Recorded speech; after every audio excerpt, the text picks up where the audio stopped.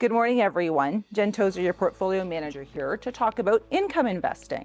So what's income investing and when does it happen and why do people like it? Well, income investing generally happens at retirement when you have a sufficient pool of capital. And people like income investing because they feel that if they only spend the income and they have the capital left, that's good for emergencies or contingencies or ultimately inheritance. So it's a really popular way to invest. So what are your choices? Well, the first choice are GICs. GICs are easy to understand, they're easy to know, but the problem with GICs is you don't know what you're going to get.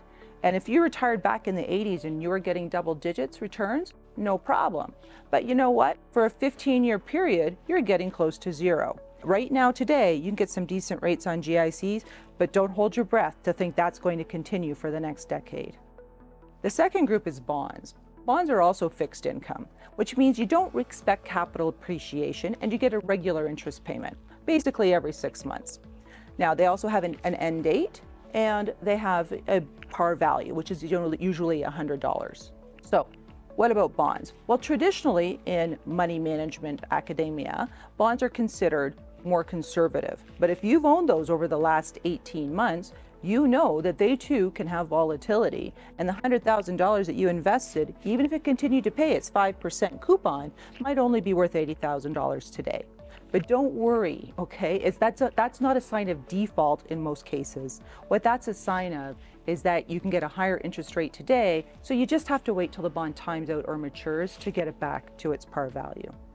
The third group of investments that people generally lean towards in income portfolios is called preferred shares. Now, preferred shares are very tricky. They have a par value of $25. They have a coupon that's identified with them, call it 5%. And what's nice about them is that the income that you earn is actually taxed at a preferential rate, at the dividend tax rate. The problem with preferred shares is there are a lot of subtleties about them.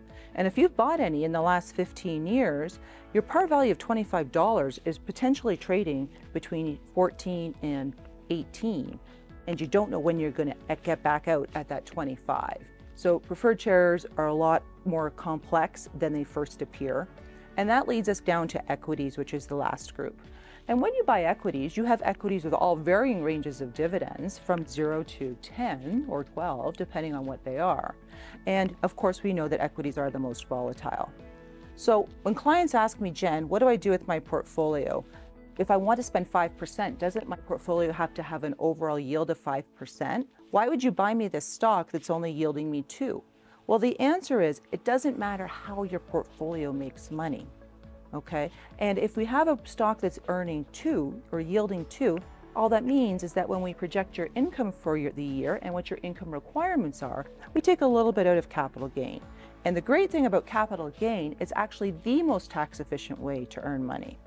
So when you're in retirement and you want to transition to an income portfolio, remember, it's important for us that your money makes money. So give us a call. Have a great day.